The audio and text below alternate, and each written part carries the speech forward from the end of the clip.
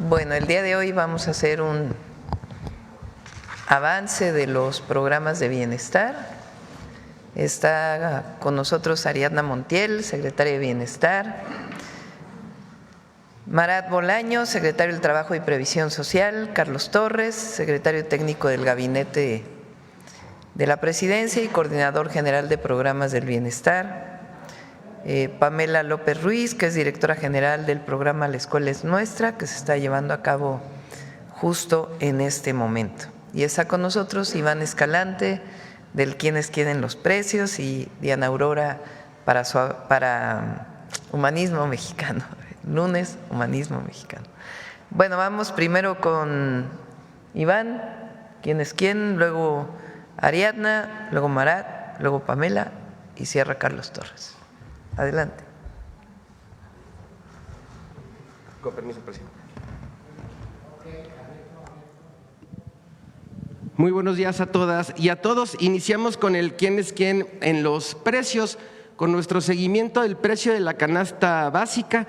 Recordar que es una canasta de 24 productos que no debe de exceder los 910 pesos. En nuestro monitoreo encontramos la canasta más barata en Chedraui, Campeche, en 700 pesos cerrados. Le vamos a poner una palomita.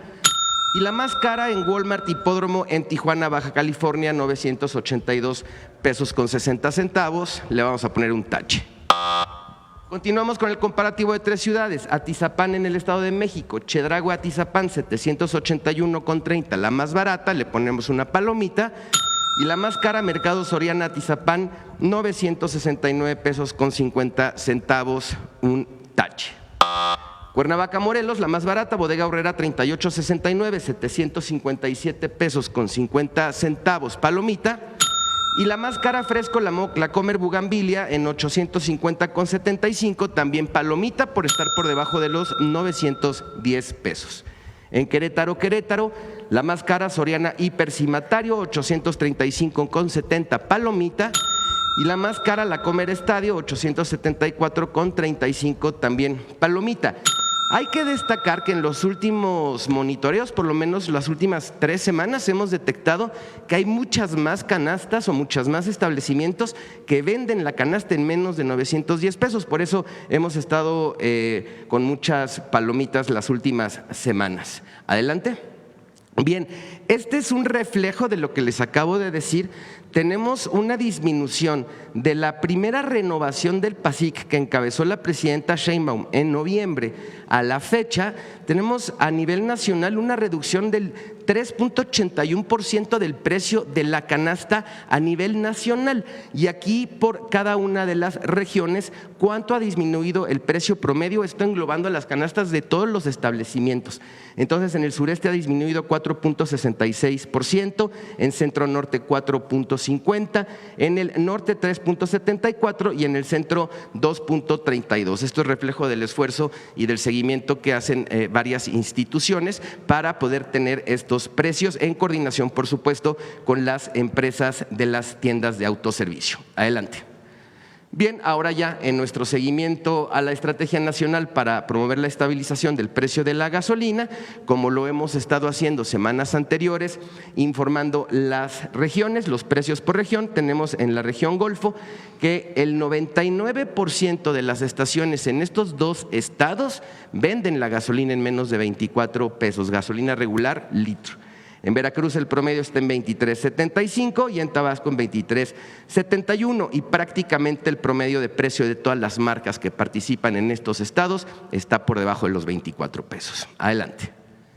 En nuestros monitoreos identificamos precios justos. Esta estación Los Pinos en San Pedro, Coahuila, 23 pesos con 13 centavos el precio del litro de la gasolina regular.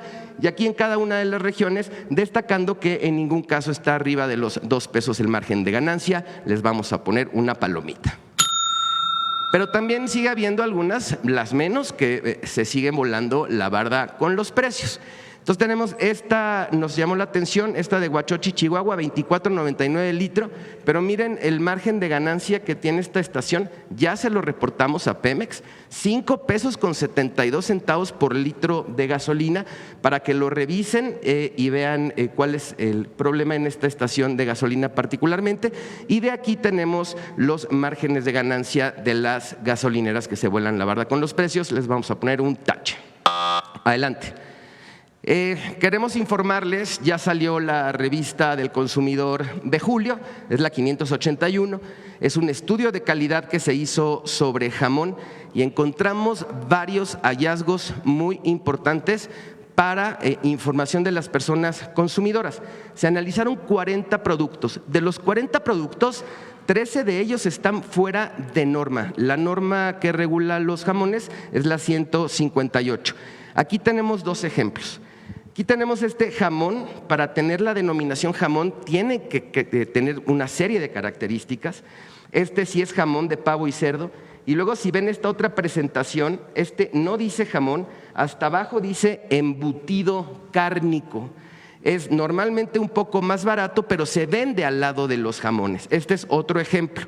Este sí es jamón de pavo Virginia, establece el término jamón, y aquí abajo dice jamón y aquí embutido y es más o menos la misma presentación. Entonces, hicimos varios hallazgos, no son veraces en sus contenidos netos normalmente, no cumplen con la declaración nutrimental, contienen más sodio que el que declaran, pero lo más relevante no es eso, sino que hay marcas que intentan engañar a las personas consumidoras haciéndose pasar por jamón y no son jamón. Adelante. Bien, derivado de este estudio, ya el día de hoy se van a enviar oficios a COFEPRIS y a la Secretaría de Agricultura, ya conversamos con ambos, para dar a conocer los hallazgos obtenidos en el estudio. Se informará a los proveedores y distribuidores sobre los incumplimientos, resaltando la responsabilidad de la comercialización de los productos y la información que se presenta en los empaques. ¿Qué vamos a revisar a partir de esta semana? Las características del etiquetado y posibles incumplimientos de leyes y normas que pudieran derivar en procedimientos por infracciones a la ley, características de los productos que pudieran resultar en inmovilizaciones e incluso retiro de estos productos del mercado y que la información de los productos no sea engañosa para el consumidor. Adelante. Cerramos con los consejos Profeco de la semana. El estudio completo es un estudio de verdad muy interesante. Lo pueden consultar en la página de internet, en la revista, de manera gratuita, tanto digital como física. Ya está en distribución en todos los estados. Consejos Profeco 1, el precio de la canasta básica ha disminuido en promedio 3.81% a partir de la renovación del PASIC de noviembre. Elige los establecimientos donde los precios sean justos. 2, no cargues gasolina donde se vuelan la barda con los precios. Utiliza el mapa virtual que está disponible en nuestra página de internet. 3, entre los jamones hay productos que están fuera de norma. Revisa el estudio de calidad de la revista del consumidor de julio. Nuestras redes sociales, nuestra página de internet y el número del consumidor. Muchas gracias, Presidenta. Gracias, Iván. Ariadna. Con su permiso, Presidenta, vamos a poner un video sobre los programas. Buenos días, bonita semana a todos. En el segundo piso de la Cuarta Transformación, los programas del bienestar siguen creciendo. Más de 1 millón de mujeres mayores de 63 reciben su pensión y pronto las de 60 a 62 años. Salud casa por casa para 14 millones de personas con discapacidad y adultas mayores. Más de 4.5 millones de estudiantes de secundaria ya tienen la beca Rita Cetina y llegará a preescolar y primaria. Poner primero a quien más lo necesita fortalece el bienestar y la prosperidad compartida. Gobierno de México. Muchas gracias. Pues iniciamos la semana con buenas noticias. Adelante. Sobre los avances de los programas en general. Ya son 16 millones con 125,000 beneficiarios y derechohabientes de los programas y pensiones de la Secretaría de Bienestar. La inversión en este bimestre va a ser de 90,957 millones de pesos. Como ustedes saben, anunciamos hace 8 días el inicio del pago de estos programas. Adelante. Ya al día de hoy está dispersada de la letra A a la letra F. Hemos dispersado a 4.3 millones de derechohabientes con una inversión casi de 25,000 millones. Adelante, y el periodo de pago inició el 1 de julio y va a concluir el día 24. Recordar que es por letra, para que podamos atender a las personas de manera muy adecuada, en medida de que cada vez son más, afortunadamente, los derechohabientes de las pensiones. Adelante. En el registro, ustedes recordarán, iniciamos registro en el mes de junio, pasado el proceso electoral, y se registraron 221,000 adultos mayores de 65 años y en el caso de la pensión Mujeres Bienestar, que también ya es un registro permanente, 159,000 mujeres. A partir del mes de agosto o durante el mes de agosto se va a iniciar el registro de 60 a 63 años de las mujeres. En general se va a establecer ya el quintil de 60 en adelante. Ya va a ser universal esta pensión para las mujeres de esta edad. Adelante. Y como acabamos de ver en el video, uno de los 3 programas nuevos que ha implementado la presidenta, bueno, pues es Mujeres Bienestar, y el otro es Salud Casa por Casa, que también hemos informado a detalle en el Gabinete de Salud, y ya hemos realizado al día de ayer más de 1 millón de visitas a las y los adultos mayores, y seguimos avanzando. Adelante. Y en materia de salud estamos apoyando al IMSS Bienestar para la realización de las asambleas comunitarias para elegir los comités que van a aplicar los recursos del programa La Clínica es Nuestra. Ya 8,078 clínicas tienen su comité y estamos por terminar el día de mañana. Adelante. Apoyamos también a la Secretaría de Educación Pública, especialmente a la Coordinación Nacional de Becas, para la entrega de las becas de educación media superior, y 1,360,000 jóvenes recibieron su tarjeta y se atendieron a más de 11,700 preparatorias. Adelante. Como ustedes saben, con la presidenta hemos acompañado la gira para la entrega de los recursos de este Fondo de Infraestructura Social, que esta vez tiene como destino las comunidades indígenas. Son 20,150 pueblos, comunidades que van a recibir este apoyo. Ya 19,327 están conformadas en su comité de administración y vigilancia. Ya se están entregando los recursos por parte de la presidenta y este mes de julio concluiremos la entrega con la tarjeta del Banco del Bienestar. Es como van a usar estos recursos. Adelante. Estamos apoyando al Infonavit a realizar el censo de viviendas, de lo que aquí se ha comentado, que tienen condiciones de litigios, de abandono y demás. Entonces, nosotros estamos realizando este censo a 842,000 beneficiarios. También vamos a apoyar al Foviste y llevamos casi 400,000 viviendas visitadas. Y ya van a empezar el Infonavit a aplicar lo que a cada vivienda le corresponda por su situación. Pero es muy importante hacer este censo individual y que ya no pase lo anterior con los despachos. Adelante. También apoyamos a Alimentación para el Bienestar a realizar las asambleas y la entrega de las tarjetas de las tiendas del bienestar que se van a remodelar para tener mejores condiciones de atención y ya hemos entregado 6,550 tarjetas. Es un recurso que les da Alimentación para el Bienestar para rehabilitar las tiendas. Adelante. Y en el programa México te abraza, que coordina la Secretaría de Gobernación, como ustedes saben, están colocados los centros de atención en la frontera norte y también en Villahermosa y Tapachula se reciben hermanos que han sido repatriados de los Estados Unidos y ya hemos entregado 36,304 tarjetas de bienestar paisano, que son recursos para que ellos puedan llegar a su comunidad. Adelante. También estamos apoyando a la Secretaría de Cultura con la realización de un censo para el programa de mujeres artesanas. Se realizó con el pueblo Amuzgo un poco antes de que entrara el huracán y se registraron 6,941 artesanas que llevan su artesanía, que se les registra y es una tarea de la Secretaría de Cultura y de FINADIEN. Adelante.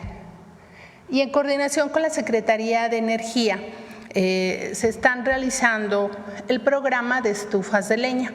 En este momento estamos haciendo, ya realizamos 91 asambleas, todas en la zona purépecha de Michoacán, para que podamos informar y sensibilizar a las familias de la importancia de cambiar a la estufa ecológica de leña.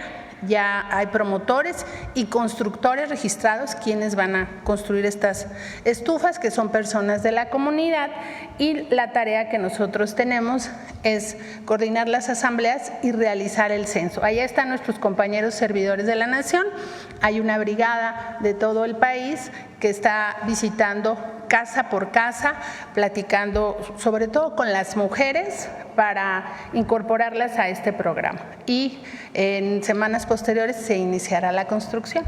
Es cuanto, Presidenta. Buenos días. Gracias.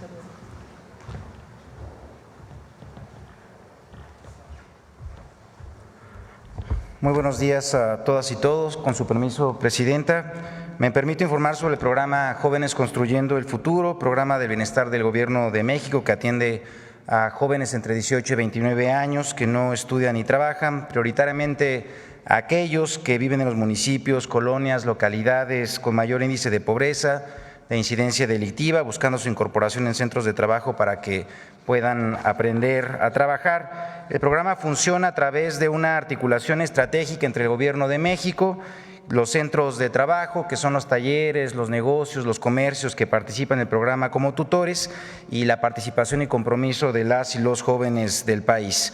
Mientras las y los jóvenes se encuentran en capacitación, el Gobierno de México otorga un apoyo económico de manera directa y sin intermediarios a través de la tarjeta del Banco de Bienestar, equivalente a un salario mínimo que en este año es de 8,480 pesos, además de su incorporación en el seguro médico del IMSS. Todo esto a lo largo de 12 meses.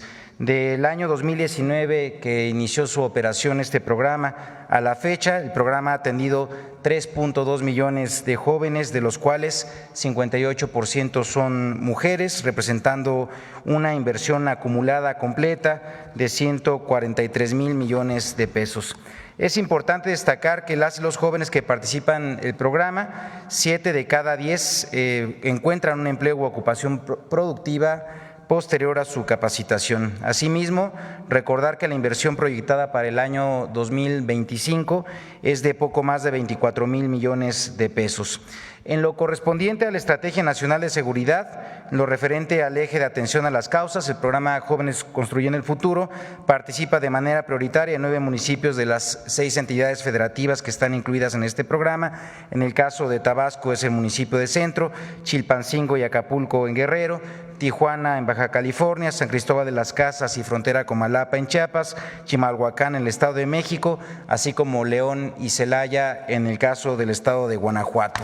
Y hay que mencionar que la inversión que se ha hecho solamente en estos municipios por parte del programa en el año 2025 ha sido de 481 millones de pesos, atendiendo así a 16,562 jóvenes. El programa Jóvenes Construyendo el Futuro de igual manera participa en las ferias y en las brigadas por la paz organizadas tanto por la Secretaría de Gobernación como por Seguridad, brindando atenciones directas en los módulos, así también dando prioridad a los jóvenes que asisten de manera presencial en estos espacios de atención directa, mejor conocido como las oficinas móviles. Quiero recordarle a todas y todos los jóvenes que los días 28 de cada mes son fecha de pago, por lo cual el pasado 28 de junio 222,858 beneficiarias y beneficiarios recibieron su apoyo. Asimismo, en julio 77,000 jóvenes comenzaron su capacitación, los cuales recibirán su primer pago el día 28 de este mes. Además, compartir que la próxima fecha de apertura para vinculaciones será el próximo 1 de agosto, reiterando que las aperturas para la participación se realizan de manera bimestral, por lo que para este año aún están previstas para los meses de agosto, octubre y diciembre. Finalmente, les invito a que vean con nosotros el siguiente video de la experiencia de un joven participante del programa, esto en el municipio de Acapulco de Juárez, Guerrero. Muchísimas gracias. Adelante con el video, por favor.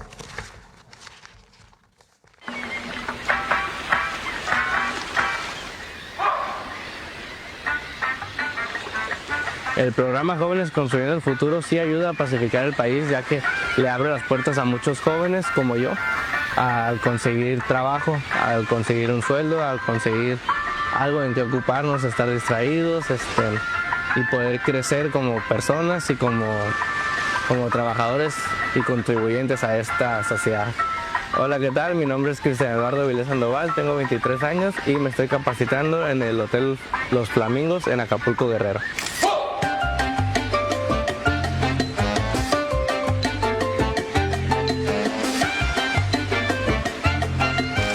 En mi capacitación aquí en el hotel realizo de todo, vas como un ayudante en general, la recepción, la cocina, también estoy en recepción atendiendo a los huéspedes que llegan y a veces en el restaurante, en el área de bar. Lo que más me gusta de ser parte del programa de Jóvenes Construyendo el Futuro es que está cerca de mi casa, que estoy pues con mi familia, que también es un centro de trabajo que entre comillas ya conocía y que estoy aprendiendo, y todo eso también es remunerado.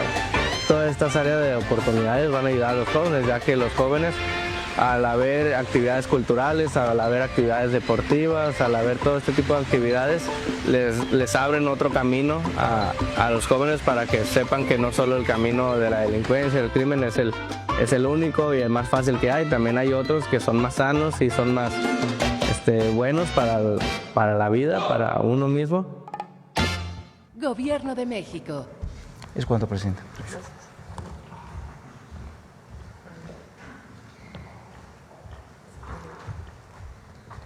Muy buenos días a todas y todos. Con su permiso, Presidenta. Referente al programa La Escuela es Nuestra, reiterar que este programa consiste en otorgar apoyos económicos de manera directa a las escuelas a través de comités de madres, padres, maestras, maestros y estudiantes en el caso de educación media superior, quienes en conjunto evalúan las necesidades de sus escuelas y definen en qué acciones aplicar los recursos otorgados para el mejoramiento de sus instalaciones. En el presente año se asignaron 25,000 millones de pesos para el beneficio de aproximadamente 8.1 millones de estudiantes en la mejora de estos espacios educativos a través de los 70,006 comités escolares de administración participativa conformados en asamblea por las compañeras y compañeros servidores de la Nación.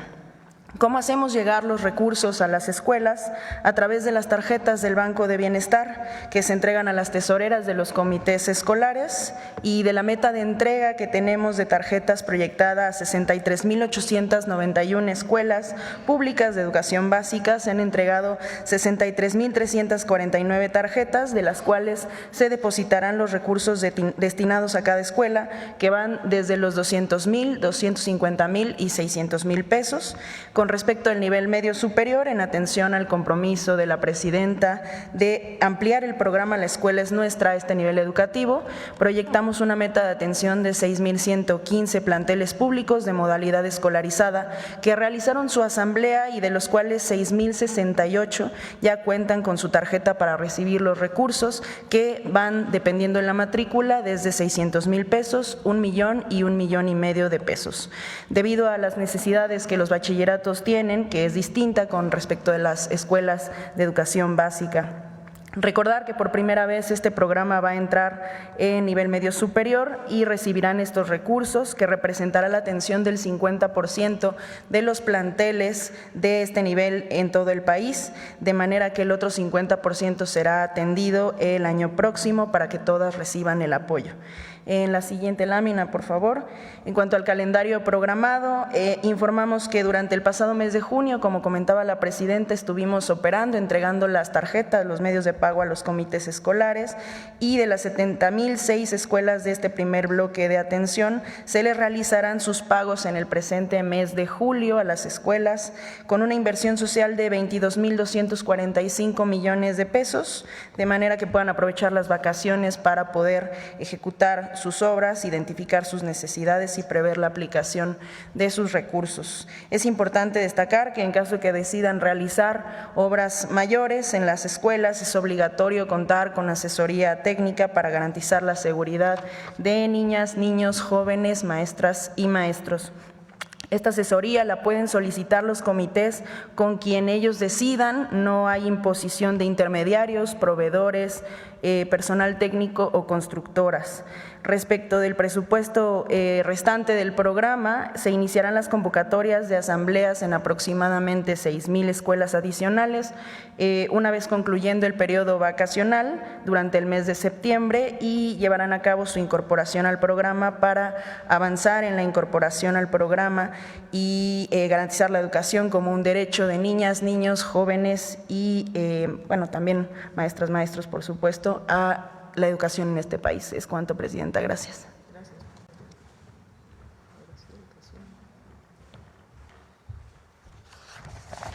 Con su permiso, Presidenta. Buenos días a todas y todos. Adelante, por favor. En este segundo piso de la Cuarta Transformación, todos los programas para el bienestar continúan y se fortalecen.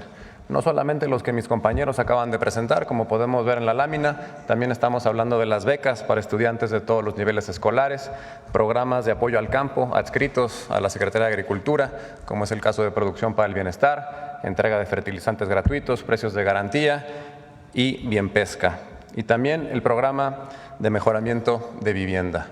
En su conjunto, estos programas representan la columna vertebral de la política social del Gobierno de México, pues dignifican y transforman vidas. Adelante. Considerando que a partir de este año las mujeres de 60 a 62 años, como ya se mencionó, recibirán la pensión Mujeres Bienestar, tenemos una meta que asciende a 33 millones de derechohabientes. Actualmente el 82% de las familias del país reciben por lo menos un programa y esta cobertura continuará aumentando. Recordar que para este año contamos con una inversión histórica para todos los programas de 835,000 millones de pesos. Y cuando hablamos de inversión histórica, hablamos de justicia histórica. A la fecha hemos ejercido ya el 50% de este presupuesto, es decir, más de 400,000 millones de pesos. Y en la siguiente gráfica podemos ver cómo ha ido aumentando la inversión de los programas año con año a partir del 2019 hasta llegar a la cifra mencionada de 835,000 millones de pesos. Esto ha sido posible sin el aumento de los impuestos, con el manejo honesto de los recursos e impulsando una recaudación justa y efectiva. Más allá de los números, lo importante es lo que esta política social significa para la gente. Hablamos de millones de historias de dignidad, de vidas que cambian y abren puerta a un mejor futuro. Cierro reafirmando el compromiso de seguir trabajando con toda la fuerza por el bienestar y la felicidad de nuestro pueblo, porque para nosotros ese es el sentido de gobernar. Muchas gracias.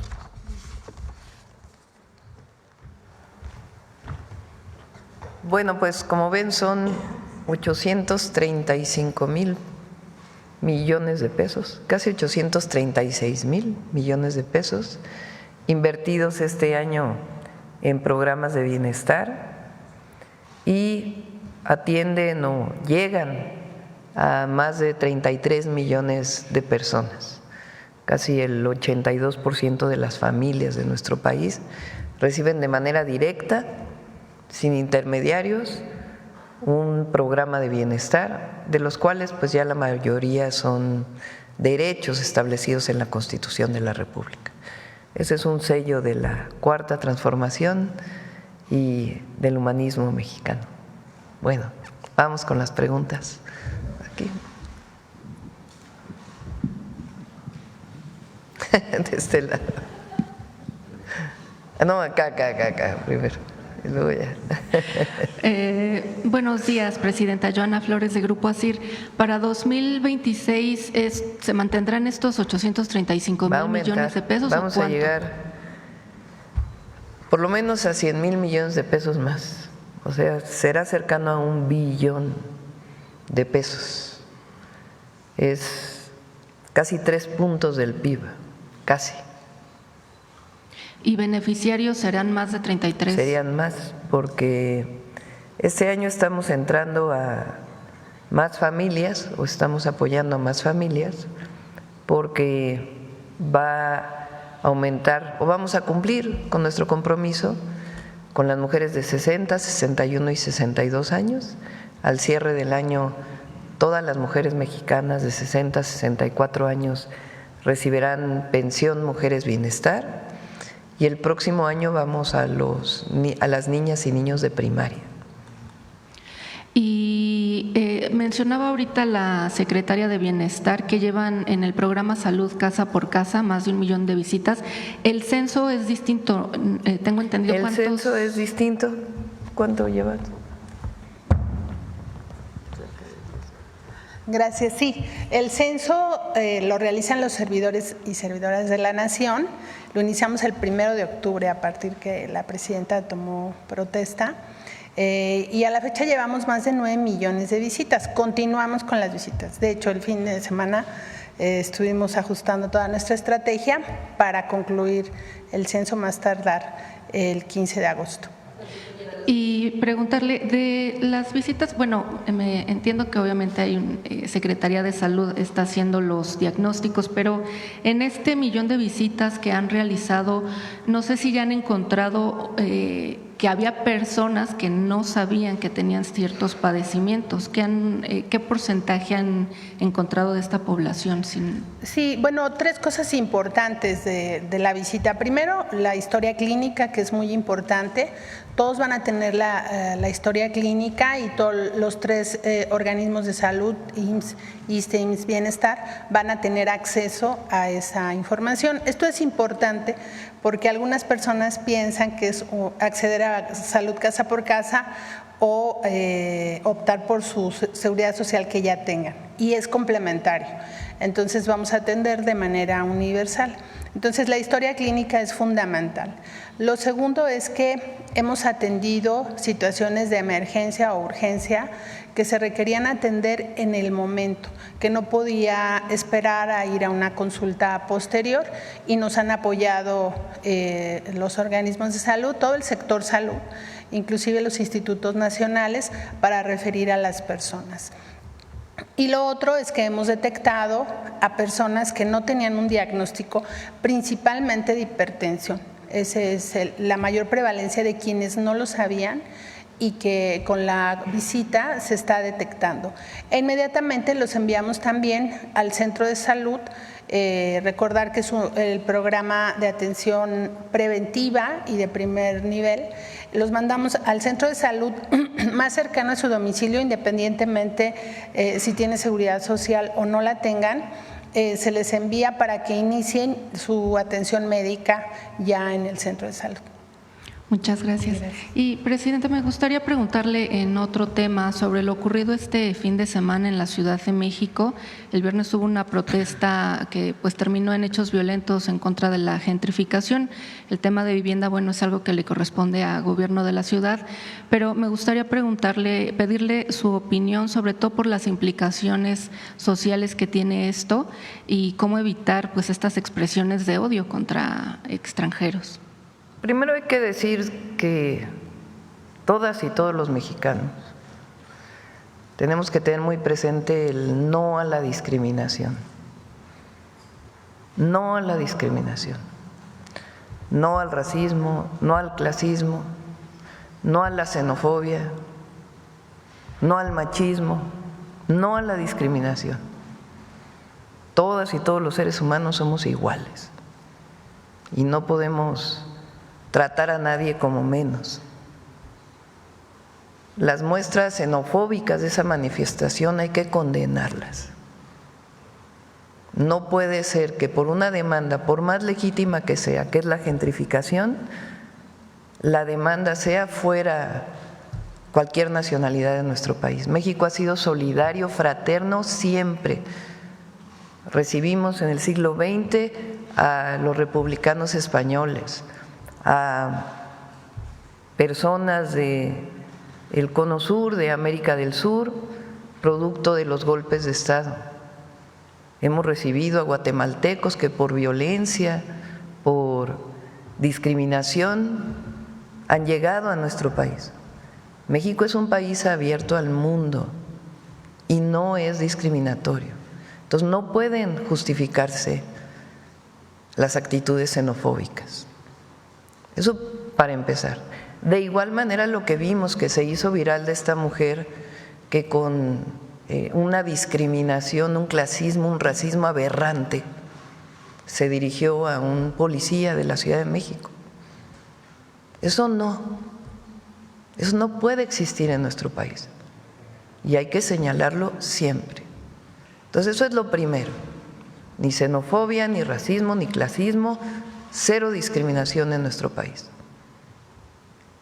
Lo segundo es el tema de la gentrificación, que es en realidad un tema de especulación inmobiliaria, derivado principalmente de la renta de departamentos a través de plataformas digitales para turismo o para personas que vienen a vivir a México 3, 4, 5 meses. Fue un fenómeno que se dio después de la pandemia, los llamados nómadas digitales. Mucha gente que sigue trabajando a distancia de otros países del mundo, muchos de ellos estadounidenses, que vienen a México, porque México pues es un país maravilloso y la ciudad es una ciudad hermosísima donde mucha gente quiere vivir, y vienen a México a pasar un tiempo trabajando. Las personas que vienen a México tienen que respetar nuestra ley y de la misma manera no pueden tener ninguna actitud discriminatoria, menos ante un pueblo que les está abriendo los brazos. Y desde la ciudad, y vamos a apoyar en lo que haga falta con la SEDATU, buscar los mecanismos de regulación para que no se encarezca la vida en estos lugares. Porque en efecto, particularmente la Condesa, la Roma, pues ya hay mucha especulación inmobiliaria derivada de la renta de Airbnb, todas estas plataformas digitales que rentan espacios. Digo esta marca, pero hay muchas otras plataformas. Entonces, pues no puede ser el encarecimiento de la ciudad y menos lo que se llama la gentrificación, que es expulsar a las personas que han vivido ahí por años y años y que la carestía de la zona pues acaba por expulsarlos del lugar. Tiene que haber inclusión siempre. No es tolerancia, es inclusión. Nosotros somos una sociedad incluyente. Entonces, no a la xenofobia, no al racismo, no al clasismo, no a la discriminación y trabajar con la Ciudad de México, acompañar a Clara Brugada, a todo su equipo, pues en buscar un mecanismo que permita que pues no se encarezca tanto el nivel de vida. Pero nosotros somos un país abierto al mundo, solidario, fraterno, así es nuestro pueblo y así hay que ser. Presidenta, en el caso de la mujer argentina que atacó atacó verbalmente al policía, ¿no siente deplorable, la verdad. Toda nuestra solidaridad al policía que recibió estos insultos. Entonces, no sabía que era argentina. Cualquier mujer, hombre, que quiera venir a vivir a la Ciudad de México o a cualquier lugar de nuestro país, tiene que respetarnos. De igual manera que nosotros debemos respetarlos. Pero estas actitudes que no solo se dan de una persona extranjera que vive en México, sino también lo vimos en muchas de las marchas el año pasado, de una actitud absolutamente discriminatoria, clasista y racista. No al racismo, no al clasismo, de cualquier mexicano o mexicana o cualquier persona que quiera venir a vivir a nuestro país. Presidenta, ¿y no siente un mal precedente el hecho de que no haya sanciones contra personas que están atacando a nuestros policías, que ustedes en la Ciudad de México? Sí, hay sanciones desde COPRED, en el caso de la Ciudad de México, CONAPRED o COPRED, y puede haber otro tipo de sanciones. La discriminación también es un delito penal. Y, Presidenta, en otro tema, el Pemex, en un reporte que envió a la Comisión de Bolsa y Valores de Estados Unidos, informó que paró labores de diciembre a febrero del 24 a este año. Preguntarle actualmente cuál es la ¿paró labores en Dos Bocas, perdón, en la refinería? Recuerden que aquí en la mañanera lo mencionaba, hubo un momento en que el crudo estaba contaminado con sal, es normal. Nada más que hay que hacer una serie de procedimientos de descontaminación del agua salina. Y ahí hubo pues un proceso largo para poder hacer esta limpieza. Se requería todavía más equipo, apoyo, eso ya está listo. Y la refinería está funcionando, Valdría la pena, voy a pedirle a la Secretaría de Energía, al director de Pemex que los lleve, que hagan una visita todos allá a Paraíso Tabasco, a la refinería Olmeca, para que vean lo impresionante que son las instalaciones y que vean cómo está operando. Actualmente, entonces, Dos Bocas está operando. Tuvo un problema un día por un problema eléctrico hace unos días, como parte pues de los procesos, pero están funcionando ya los 2 trenes de refinación. ¿Y se sabe a qué capacidad, presidente, está? Sí, hasta hace un tiempo estaba casi en 200 millones de barriles. Y finalmente también en febrero pasado usted nos mencionaba que para julio estaría listo ya el tren AIFA, México-AIFA, saber en qué proceso están, si ya están próximo a inaugurar. Hubo un problema ahí con varias comunidades, se está trabajando. Entonces va avanzando, pero hay una parte en donde pues se está en diálogo con las comunidades para que no haya problema con el paso del tren en esa zona. Me reuní con ellos y con todo el equipo y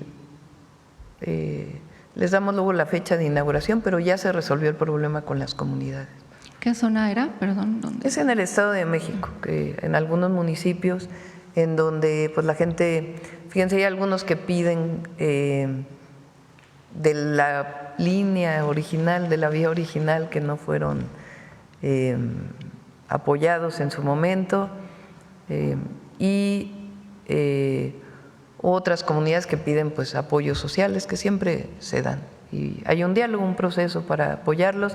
Hay otros que dicen que fueron dañadas sus viviendas, también se está haciendo una revisión de las viviendas, una evaluación con INDAVIN, porque es el mecanismo que tiene que haber en el gobierno para poder pagar una vivienda dañada. Entonces todo eso se está atendiendo y ya prácticamente está liberado y ya pues puede entrar con todo. Y después está el AIFA Pachuca, que también pues hay un porcentaje de avance y también se está trabajando para el derecho de vida. Y estas negociaciones o mesas que llevaron con estas poblaciones, ¿cuánto retrasaron esta inauguración? Pues cerca de 4 meses más o menos. Entonces, otros 4 meses, digamos, probablemente, para poder sí. abrir. Muchas ya gracias. les damos la fecha exacta. Sí. Gracias, bueno.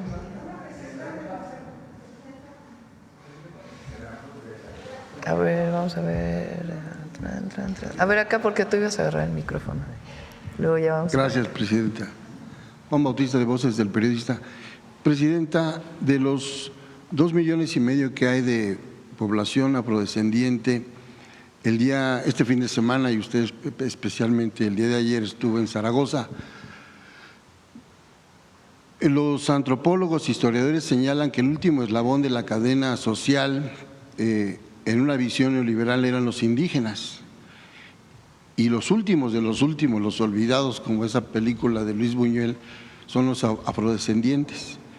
Usted ayer vistió las ropas de esa comunidad, participó de este rito de los 4 vientos y yo percibí desde la transmisión, no estuve ahí, pero mis compañeros algunos sí, un gran entusiasmo, porque además en 163 años es la primera ocasión que una primer mandataria, una jefa de Estado visita y se funde con esa comunidad en representación de todas estas comunidades que están principalmente pues en las costas, en Chiapas, en Tabasco, en Veracruz, en Guerrero, todavía alguna parte en Michoacán.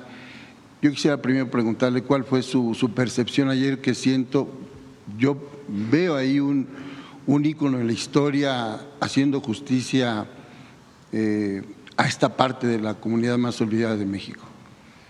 El programa, más que el programa, porque este no es un programa, sí, es un derecho derivado de la reforma constitucional del artículo 2, que reconoce a los pueblos, a las comunidades indígenas y afromexicanas como sujetos de derecho pleno, con derecho a su territorio y a recibir recursos públicos del presupuesto.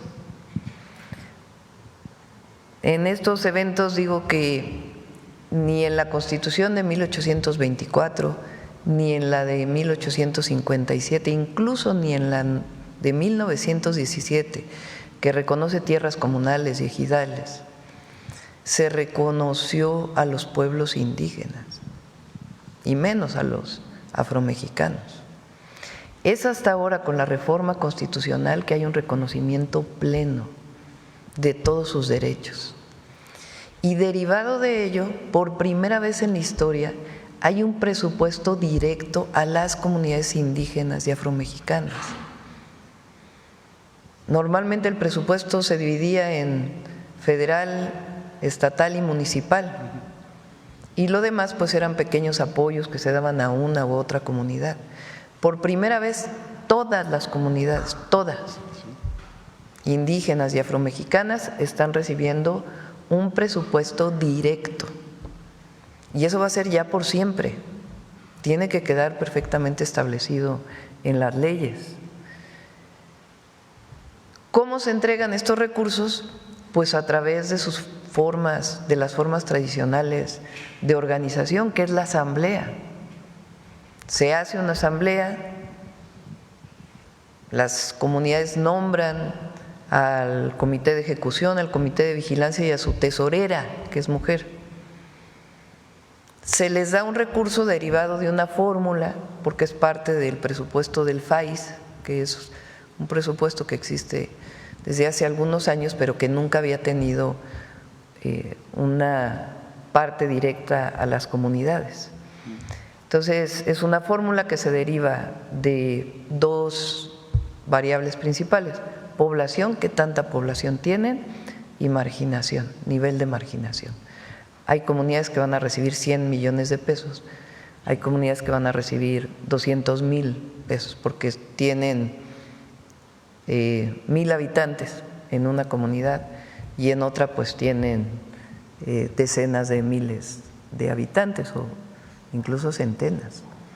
Entonces se hace la asamblea, votan qué proyecto, votan a sus comité de ejecución, de vigilancia y a su tesorera y reciben una tarjeta del bienestar donde van a tener ellos que comprobar sus recursos, como cualquier recurso público que deba ser comprobado. Entonces es la primera vez que ocurre eso y hay una enorme algarabía, porque aunque es poco presupuesto, son 13,000 millones de pesos, claro, de 0 a 13,000 millones pues es muchísimo, pero es poco presupuesto en función pues de la deuda histórica que tenemos con los pueblos indígenas y afromexicanos y vamos a buscar aumentarlo cada año. Pero hay mucha algarabía por el reconocimiento, o sea, son 300 años de colonia y más de 200 años de la vida independiente y nunca se había reconocido a una comunidad, a un pueblo, para recibir directamente su presupuesto. Y ayer particularmente pues es la zona olmeca, es la cultura madre. A unos kilómetros de ahí se encontraron las cabezas olmecas que están en el Museo de Jalapa, otras en el Museo de la Venta, aunque es de otra zona. Entonces imagínense, la olmeca pues tiene 3,000 años. Entonces sí es algo muy simbólico y pues sí hay mucha alegría y es muy hermoso, la verdad, es algo inenarrable, el cariño y el amor mutuo, porque es mutuo. Sí, eso se percibió.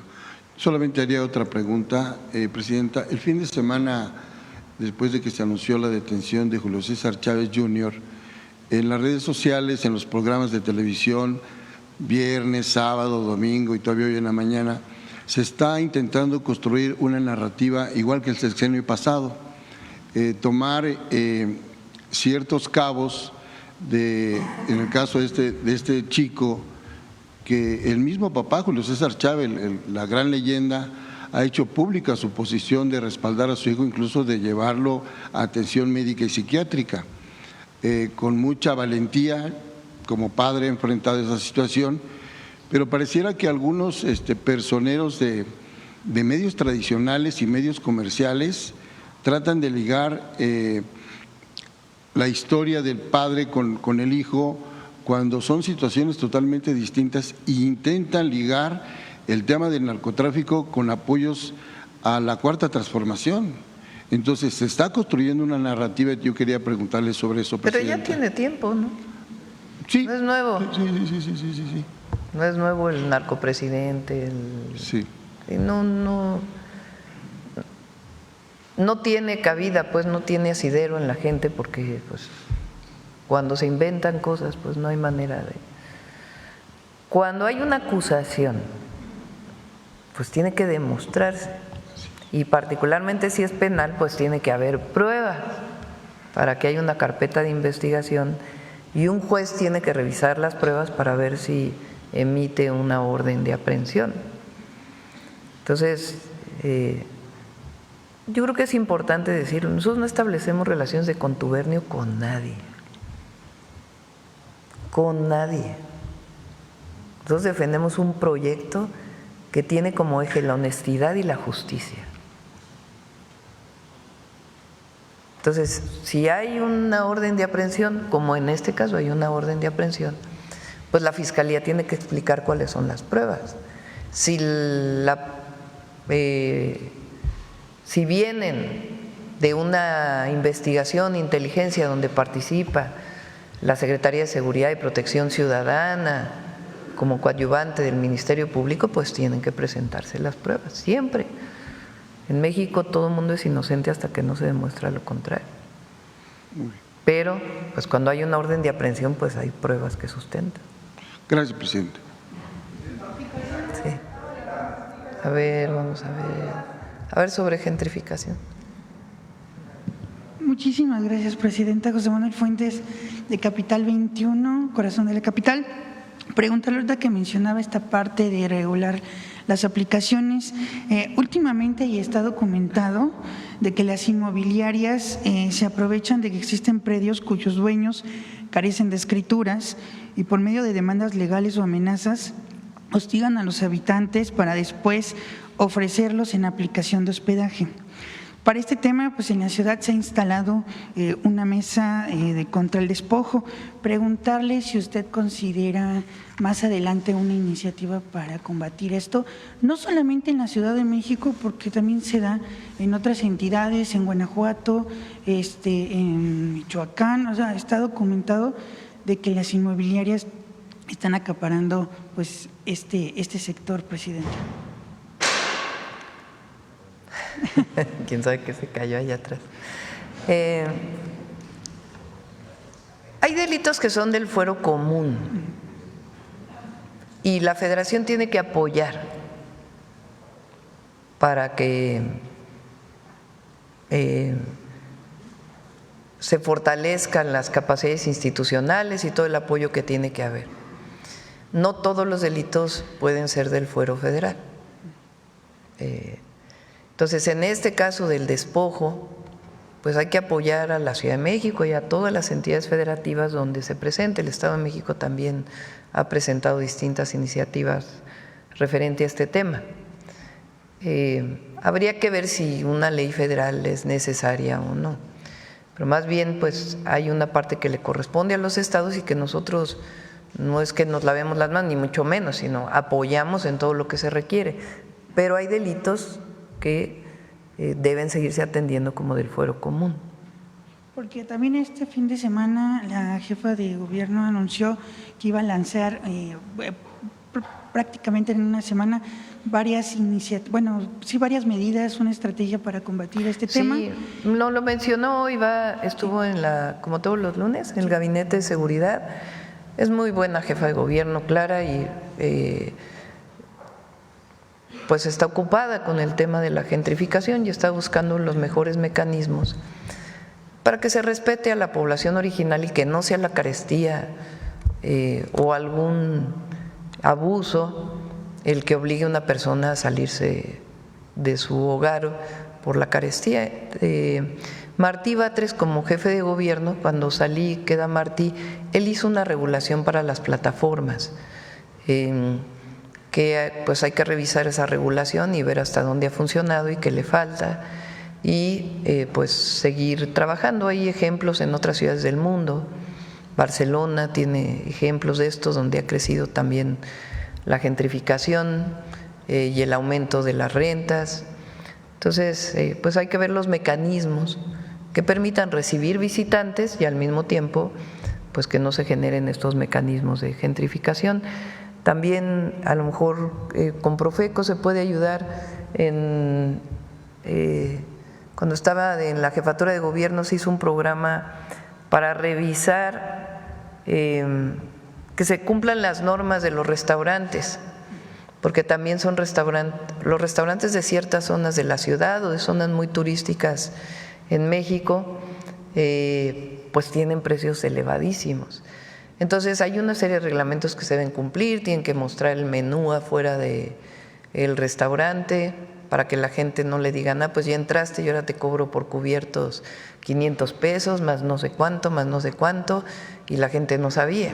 Entonces tienen que haber información para saber realmente cuánto cuesta y también pues que no haya estos precios elevadísimos en restaurantes de estas zonas, ¿no? También Profeco puede seguir ayudando en este proceso. También, por último, de este tema, la jefa de gobierno también hablaba y llamaba a los capitalinos, a los capitalinos a mostrar sus propuestas sobre el tema de la gentrificación. ¿Usted considera que sí es importante ampliar el diálogo y sumar propuestas ciudadanas sobre esta situación? Siempre la participación ciudadana es muy importante, pero sí es importante. La gentrificación es un fenómeno que hay que atender, pero no se pueden justificar actitudes xenofóbicas. Eso no. Y también cualquier persona que venga a vivir a nuestro país será bien recibido, que cumpla siempre con las leyes, con las normas, y también que sepa apreciar a un pueblo maravilloso, que es el pueblo de México. En el último tema que me gustaría abordar… Y que no haya actitudes discriminatorias también de quien viene a visitar. Muchas gracias, Presidenta. Otro tema tiene que ver con internacional. Ayer se llevó a cabo la cumbre de los BRICS, en donde el presidente Lula hablaba semejante a las propuestas que usted ha mencionado sobre el tema, me acuerdo muy bien, el G20, de contribuir el 1% que se utiliza en el sector armamentista para el bienestar de los pueblos, sembrando vida. Lula hablaba también del tema de que de por qué se aumentó el 5% del Producto Interno Bruto en la organización de la OTAN. Hizo también pues críticas de estos conflictos que hay en el mundo. Preguntarle si tiene información de cómo le fue al canciller en la dependencia. La Secretaría de Relaciones Exteriores informó que se estaba también hablando de su propuesta, otra propuesta que usted tiene sobre este foro del desarrollo económico. Preguntarle si también se hizo énfasis en esta propuesta y también en Sembrando Vida, Presidenta. Hemos presentado dos propuestas a los tres eventos que hemos asistido, y ahora el canciller estuvo como invitado en la reunión de los BRICS, y las propuestas son que se destine al menos el 1% de lo que se destina para la producción de armas en el mundo, para un programa similar a Sembrando Vida de reforestación y de apoyo a sembradores, como cooperación para el desarrollo. Y la otra es la celebración de una cumbre del desarrollo económico para el bienestar.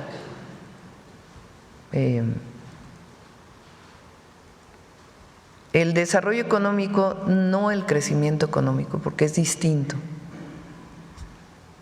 El crecimiento económico habla esencialmente del incremento del Producto Interno Bruto, que es una manera de medir la economía de un país. Pero esa medición no te muestra la distribución de la riqueza, o no te muestra el bienestar de las personas. Por eso hablamos nosotros de desarrollo económico sustentable, que no afecte al medio ambiente, y con bienestar, porque el interés más importante pues es en el desarrollo de un país pues es el bienestar del pueblo, el bienestar de la gente. Lo hicimos en la CELAC y lo hice en mi participación en el G7, y lo ha retomado el presidente Lula. Y frente a la situación que estamos viviendo en el mundo de incremento del gasto armamentista, que es increíble, o sea, la producción de armas no puede ser el motor del desarrollo, imagínense. Entonces, frente al incremento de la producción de armas, pues siempre hay que tener una visión pacifista y del desarrollo económico para el bienestar. ¿Qué es lo que ha caracterizado su posición pacifista a México siempre? Y el desarrollo económico para el bienestar, pues es la esencia de la transformación y del humanismo mexicano. Y no solo lo hacemos hacia adentro, sino es una propuesta hacia afuera. Ahora, nuestro principal tema pues es el desarrollo económico con bienestar en nuestro país. Muchas gracias, Presidenta. Bueno, a ver, aquí para acabar esta fila, mira, ahora nos vamos así. Muchas gracias, Presidenta. Mariana Madrid, de Canal 3 Salvavisión. Precisamente hablando de los BRICS, pues ¿cuál sería la posición de México? ¿Cómo queda el gobierno frente a la declaración que hizo Donald Trump, el presidente de Estados Unidos, de un 10% adicional de aranceles a los aliados de los BRICS? Pues nosotros no estamos de acuerdo.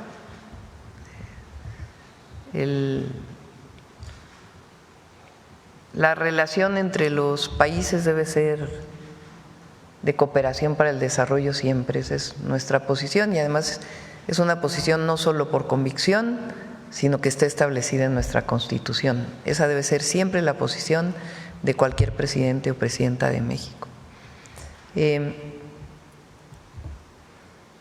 Ahora, pues viene un proceso de aquí a julio, agosto, pues de todo el tema de los aranceles con Estados Unidos. Y ahí estamos trabajando, nuestro equipo, el canciller Marcelo y el secretario de Hacienda, pues en pláticas, seguimos en pláticas con Estados Unidos. Respecto a este acuerdo global general que usted le propuso al presidente Trump, ¿ya hay alguna fecha para que se pueda firmar este acuerdo? No, seguimos trabajando ahí con Estados Unidos. Siguiendo con Estados Unidos, Presidenta, con las inundaciones que ocurrieron en Texas, ¿tiene reporte el gobierno de mexicanos afectados? Sí, a ver si me lo pasas, por favor, de los mexicanos. Por cierto, 2 mexicanas jovencitas que rescataron a otras jovencitas también. Da mucho orgullo, la verdad. Nuestro saludo, cariño y fortaleza. Nuestro pésame también para todos aquellos que fallecieron, todas las familias que perdieron algún familiar en estas inundaciones. Y esta es la nota de Relaciones Exteriores. Debido a las inundaciones, el Consulado de México en San Antonio brinda asistencia a 30 mexicanos, 9 solicitaron apoyo para regresar a México, 16 solicitaron la reposición de pasaportes por destrucción, 4 no hicieron petición ya que se encuentran en Estados Unidos con visa de trabajo y son asistidas por agencias contratistas. El Consulado de México en San Antonio se mantiene en constante comunicación con las familias y cuando las condiciones climáticas lo permitan, visitarán los albergues. Muchas gracias, Presidenta. En otro tema, ¿qué opinión le merecen los señalamientos recientes contra el expresidente Peña Nieto y la supuesta contratación de este sistema de espionaje Pegasus? Pues sí estuvo medio tremendo, ¿no?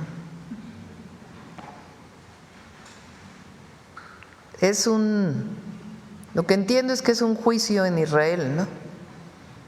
De 2 personas o 2 empresas, 2 personas que hicieron negocio en México y que pues entre ellos hubo un conflicto allá y a la hora de pues que se hace público algunos de los elementos de este conflicto mercantil que tienen estos 2 empresarios, pues sale este asunto que dice que fueron 25 millones de dólares.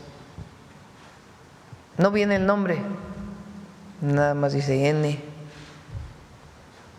Viene más información, pero no viene el nombre completo, nada más que en un lugar dice N electo en el 2012. Y luego también de montos por visitas. Pero bueno, ya el expresidente Peña Nieto dijo que no es así. Entonces, bueno, pues ahí está el tema. Y finalmente, Presidenta, hace unos días el IMSS mandó pues su reporte al Congreso de la Unión y pues dijo que tiene algunos problemas financieros debido pues al gasto que generan las enfermedades crónicas. ¿Cómo se puede garantizar que estos problemas no vayan a afectar al IMSS a largo plazo? ¿Está garantizado su presupuesto? Ya va a venir el IMSS, esta cosa de que el IMSS no tiene dinero, que tiene contados sus días, que es otra, ¿cómo decimos los miércoles? Mentira. El IMSS tiene muchísimos recursos derivado del aumento salarial, del aumento al salario mínimo, de la política de aumento a los salarios, de la Cuarta Transformación, de la desaparición del outsourcing y de la formalización de muchos empleos que vivían fuera de norma, como ahora el caso, por ejemplo, de las plataformas digitales. Entonces, no, el IMSS tiene suficientes recursos y están bien manejados. Y ya ahora que venga Zoe para el día que hablemos de salud, pues que también explique las finanzas del IMSS. Hizo él un video, porque salió ahí una nota tremenda de que… Pero no, está bien el IMSS, afortunadamente está muy bien. Muchas gracias. Sí. Acá, a ver aquí. Buenos días, Presidenta. José Leveña de Publimetro, no me levanto por las cámaras. Este fin de semana se terminó, después de más de una década, el Hospital Materno-Infantil ahí en Veracruz, en Coatzacoalcos. ¿Qué representa para el Gobierno y si ustedes tienen un censo de obras similares que están en estado de abandono por todo el país? Sí, en salud estamos haciendo, bueno, recuerden que cuando llegó el presidente Andrés Manuel López Obrador, había cerca de 80 hospitales abandonados. Ahora estamos encontrando por ahí algunos otros. Por ejemplo, en Misantla, en Veracruz, hay un hospital ahí abandonado. Eran 80 por el Seguro Popular o por las famosas asociaciones público-privadas.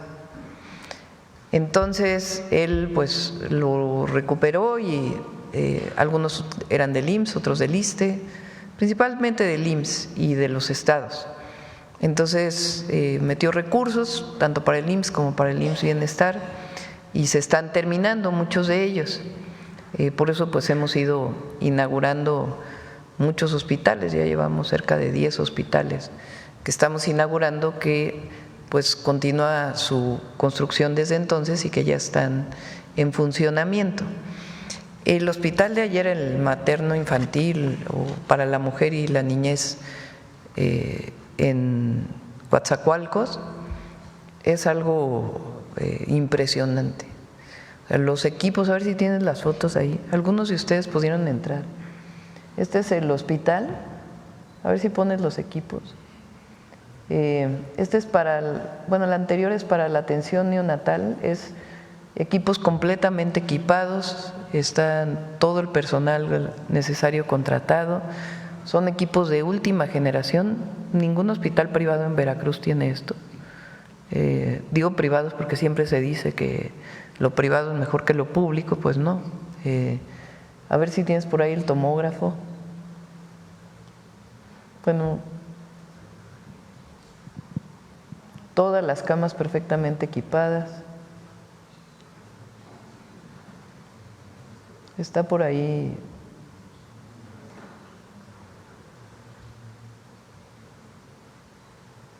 Hay una fotografía ahí del tomógrafo, a ver si lo puedes pasar. Están súper equipados, igual que las torres de cardiología y cancerología para atención a niños que visitamos en Puebla. Todos están muy bien equipados, pero particularmente el equipamiento de estos hospitales es algo impresionante. Por eso dije ayer, porque es de las zonas más pobres de la zona sur de Veracruz, tiene muchísimas comunidades indígenas con carencias todavía, y la atención hospitalaria para la mujer y la niñez pues va a ser algo extraordinario. Entonces estamos inaugurando los hospitales que venían de las obras que dejó el presidente López Obrador y estamos planteando 2 o 3 ejes. Uno, que no haya quirófano que no funcione en México, que todos los quirófanos tengan todo el equipamiento y todo, ahí está el tomógrafo, son todos de última generación. Entonces, que ningún quirófano, hay quirófanos en México que tenían, desde que se inauguró el hospital hace 20 años, sin funcionar, porque les faltaba algo, con la prisa de la inauguración lo inauguraron y nunca funcionó, porque ya después no compraron el equipo que se tenía que comprar. Se avanzó mucho, recuerden además que con la pandemia pues muchos de estos hospitales durante 2 años atendieron una sola enfermedad, entonces el COVID. Entonces ahora es que todos los quirófanos tengan todo lo necesario para pues adelantar todo el rezago que viene desde el COVID en cirugías. Imagínense 2 años sin operar prácticamente, pues evidentemente pues hay un rezago que se va avanzando, pero todavía se requiere cubrir de todas las instituciones públicas. Entonces todos los quirófanos, todo el equipo, el fortalecimiento del IMSS Bienestar como institución y también nuevos centros de salud ampliados, que son centros de salud que tienen algunas camas para hospitalización y para atención de algo de traumatología y algo de partos no riesgosos, y nuevos hospitales también, principalmente el IMSS. Dentro de este tema, ayer hacía referencia a las constituciones mexicanas de 1824, 1857 y 1917, sobre el reconocimiento o la falta de reconocimiento de los pueblos originarios, afromexicanos, etc. Sin embargo, en la Ciudad de México el Zócalo sigue llamándose Plaza de la Constitución en referencia a la Constitución española de 1812. No sé si han pensado, junto con la jefa de gobierno, cambiar la denominación o la referencia del Zócalo a una Constitución mexicana, sobre todo por el tema del… ¿La Constitución de la Ciudad de México? No, es la Constitución de 1812. Hay una placa en el antiguo Palacio del Ayuntamiento que hace referencia a la Constitución aprobada en las Cortes de Cádiz en 1812. Sí, bueno, puede ser. Aprovechando el 7º centenario de la fundación de la ciudad. Sí, puede ser. El 26 de julio vamos a hacer esta celebración tan importante de México Tenochtitlan. ¿Y se podría considerar ese cambio de nombre? Pues, ¿a la ciudad? No, a la Plaza. Sí, pues lo platicaremos con la jefa de gobierno. Por otro lado, se están desarrollando, aprovechando que está el secretario de Trabajo, unos foros para hablar con empresarios sobre la implantación de la semana laboral de 40 horas. Recientemente estuvo en Nuevo León y el gobernador Samuel García habló de incentivos fiscales para ir aplicando paulatinamente la semana laboral de 40 horas. Me gustaría saber si desde el Gobierno federal se podría plantear estos incentivos fiscales en todo el país y si en los polos de desarrollo se podría aplicar como programas piloto. No, a ver, la semana de 40 horas se está discutiendo apenas, son los foros. Y ya planteamos que es algo paulatino y la idea es que todo el mundo esté de acuerdo, no que se tengan que aplicar incentivos fiscales por la semana de 40 horas, pues eso no tendría sentido. Más bien pues que todos estemos de acuerdo en cuál es el proceso para llegar a la semana laboral de 40 horas, qué sectores, cómo aplicarlo y muchas otras ideas que se están generando en los foros. En los polos de bienestar hay incentivos ya muy establecidos, pero no tienen que ver con la semana laboral. Y ya por último, aprovechando que está el procurador, si en todas estas inspecciones que se están realizando a las gasolineras en el país, también se está haciendo revisión a los servicios sanitarios que hay en estas gasolineras, puesto que hay muchos que están en situación precaria, no cumplen con criterios de calidad, incluso cobran por acceder a los baños, también en estaciones en áreas de servicio de las autopistas, para saber si están realizando este tipo de inspecciones. Y gracias.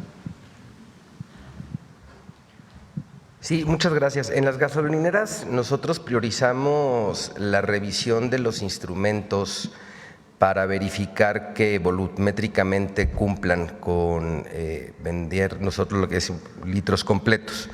A partir de ahí también analizamos algunas actividades comerciales en torno al establecimiento, incluso las propias tiendas de conveniencia que están cerca de ellas. Y lo que ahí hacemos es emitir ciertas recomendaciones porque efectivamente si se cobra, pues se tiene que dar un servicio de calidad.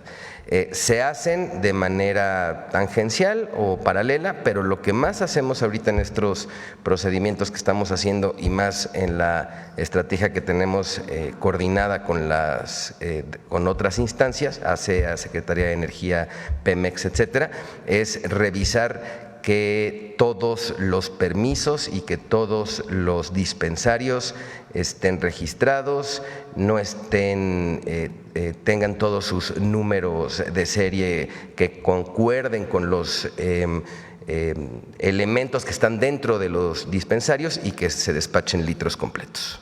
Muchas gracias, presidente. Atrás.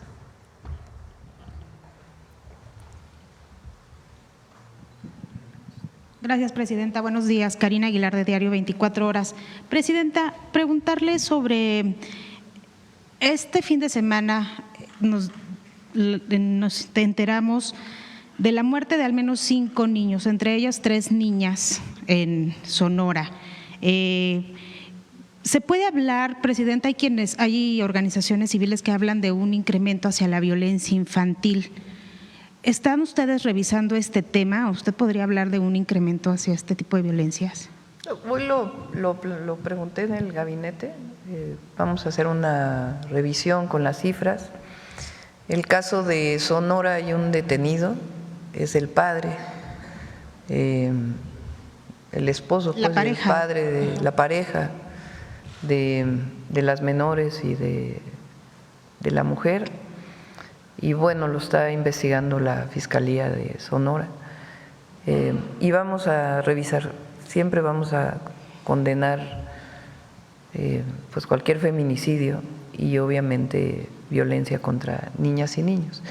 Pero no tenemos, el gabinete no ha reconocido pues que que esté en los números hasta ahora, pero les pedí que lo revisaran para saber realmente si ha aumentado o no la violencia intrafamiliar y al mismo tiempo la muerte violenta de la infancia en nuestro país.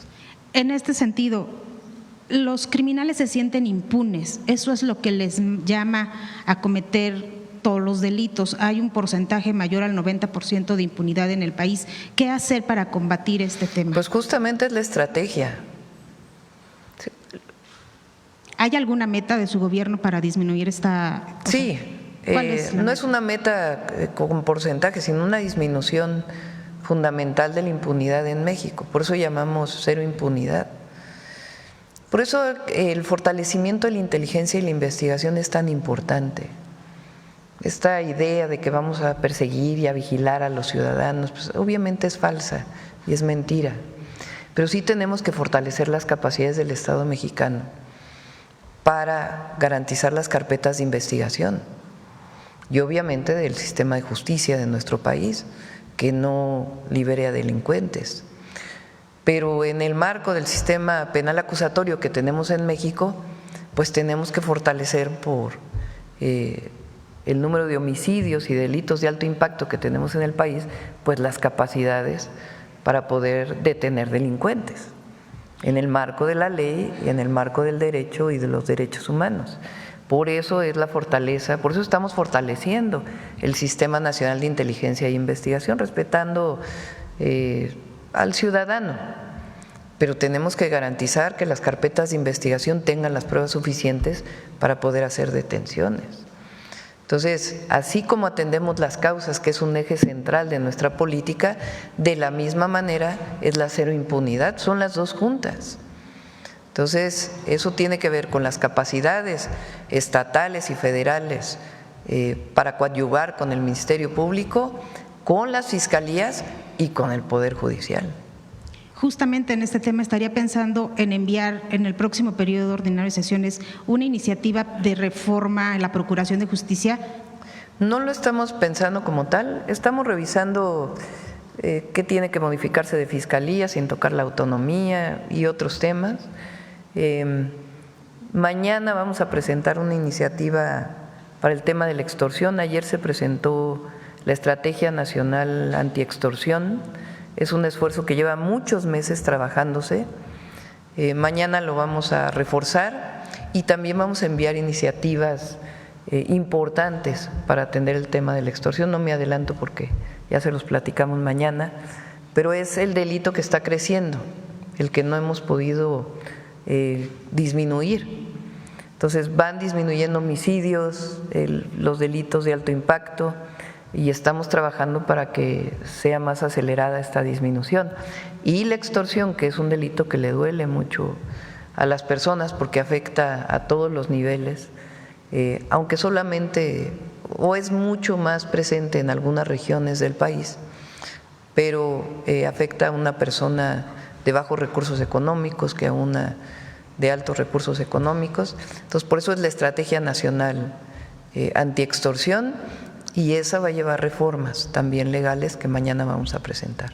Continuando con el tema de las infancias, Presidenta, ¿qué información le dio la Secretaría de Salud sobre los datos que se señalaron la semana pasada de estas recién nacidos que tienen madres con jóvenes, niñas incluso, y los padres son adultos mayores, e incluso en estas cifras que tiene la dependencia en sus registros, también hay madres adultas y los padres son menores, son niños? ¿Se sabe si la Secretaría de Salud, las instancias, hospitales a los que llegaron, dieron parte a las autoridades sobre estos temas? Lo estamos revisando con los estados, porque a quien dan parte pues es al Ministerio Público Estatal. Lo que presentamos el viernes es que en México es un delito el embarazo adolescente. Se persigue como delito en el momento en que llegan a un hospital a dar a luz. Entonces, así está establecido en nuestras leyes. Y en el momento en que ocurre, el hospital o el centro de salud tiene que dar parte al Ministerio Público. Por supuesto que no queremos que eso signifique que las madres no lleguen a un hospital, ¿verdad? Se protege a la madre siempre y al infante, porque son los derechos de las mujeres, de las madres y de los infantes, o de la niñez, pero así está considerado en las leyes mexicanas. Incluso está considerado que el casamiento, más allá de si está registrado civilmente o no, es a partir de los 18 años. Esa es una resolución de la Corte en el 2016. Y en otro tema, por último, de mi parte, Presidenta, en menos de 2 meses van a salir 500 juzgadores, quienes de acuerdo con la reforma deben recibir 3 meses de salario y 20 días por cada año laborado. Sin embargo, hasta ahora la Judicatura pues no les ha querido decir cuánto les corresponde. ¿Se garantiza esta indemnización, Presidenta, a los juzgadores salientes? Sí, lo que es por ley. Lo que dice Tiene que respetarse la ley, sí. Muchas gracias. Vamos a ver acá.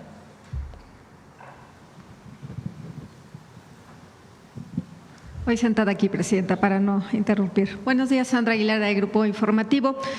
Solamente para precisar, nos estaba compartiendo 3 acciones o 3 planteamientos que haría en el tema de salud. Uno de ellos es que no haya ningún quirófano sin que se pueda brindar el servicio. Nos faltaron otros 2. Me quedé. Que no haya ningún quirófano sin servicio, el equipamiento, porque hay equipo que no tiene que ver con los quirófanos. Y el tercero, el equipo médico, o sea, que tengan todos los médicos especialistas. Y luego ya, pues, nuevos centros de salud o hospitales. Entonces, número 1, quirófanos con su equipo médico. 2, el equipamiento del hospital, que no haya ninguna cama que no tenga pues su equipo, si lo necesita. Y el tercero es el personal médico o el personal de salud. Sí, gracias, Presidenta. Tuvimos la oportunidad de acompañarla en la gira de Tamaulipas este inicio de fin de semana. Imposible pues no compartir todo lo que vemos en un evento, en otro, su llegada a la gente, pues las mujeres, los niños, que a pesar de las temperaturas estaban ahí por su propio pie. Tener a Tamaulipas y a México cerca de su corazón fueron palabras del gobernador Américo Villarreal Anaya, y sabemos y entendemos que todo este tema de salud, todo este tema de los programas sociales, este rescate de este nuevo hospital del IMSS Bienestar en Ciudad Madero no podría ser posible tampoco sin la coordinación de precisamente un pilar importante, el delegado de Tamaulipas, Luis Lauro Reyes Rodríguez. En ese sentido, Presidenta, pues al ver obviamente a todo el personal, a todos los involucrados, después de esta supervisión, después de estas buenas noticias, los tamaulipecos quieren que regrese porque usted lleva buenas noticias cada vez. Quiere inaugurar la NAMA ya a Nuevo Laredo, ya está lista. ¿Para cuándo su visita? Pues todavía no tenemos exactamente la fecha, pero ya tengo reunión con Rafael Marín para acordar, porque ya está lista ya la obra civil, ya todo está terminado, el equipamiento, todo, ya es el personal que se va a ir para allá. Finalmente, el mensaje que envía a los tamaulipecos después de todo lo que vivió y palpó, y bueno, pues se vive un ambiente muy distinto en Tamaulipas, con Américo, la verdad. Ya ni mencionamos el pasado. pero se vive un ambiente distinto y tiene que ver con la cercanía de su gobierno con la gente. Se está trabajando bien, vamos a apoyar a Tamaulipas en obras de agua, en infraestructura carretera, el tren México-Nuevo Laredo y en algunas otras obras. Ahora otra vez subió un poco el río en algunas zonas y se está atendiendo también ahí. Laura creo que sigue allá en Tamaulipas, la coordinadora de… ¿Llegarán a los censos de las viviendas o solamente no fue gran el daño? En este caso el gobernador quedamos con él que él lo iba a atender y que si era necesario nos iba a buscar. Ok, Presidenta. Compartirle también en el tema, bueno, aprovechar que está el secretario del Trabajo, ha iniciado el 1 de julio precisamente este programa piloto de las plataformas digitales, saber cuáles son los avances que se tienen, sé que son muy pocos días. Va muy bien, con excepción de una plataforma, lo voy a decir. Didi no ha querido registrar a sus trabajadores y trabajadoras y tiene que hacerlo porque ya es ley. Pero de todos los demás, ¿cuánto es el total? A ver, platícales. Sí, con su permiso, Presidenta. Pues bueno, como saben, llevamos una semana de implementación del programa piloto obligatorio y con eso pues se debe de tener una comunicación muy estrecha por parte de las plataformas con el Gobierno de México, con la Secretaría de Trabajo, con el IMSS, para poder facilitar los registros de las personas colaboradoras que lo hacen a través de las plataformas digitales. Y esto evidentemente es un proceso que va ya en curso y que evidentemente ante pues la aprobación y los tiempos de la ley pues corresponde el cumplimiento de la ley. Entonces vamos muy bien, hay que reconocerlo, hay muchas plataformas que han avanzado muy bien, nuestro especial reconocimiento por ejemplo a Rappi, a Uber, a Amazon, Mercado Libre, entre otras que van todavía avanzando. Y bueno, pues vamos a ver conforme vaya avanzando el mes, pues cuáles son los registros que tenemos finalmente. Recordemos que son 2 pisos o 2 niveles de cobertura.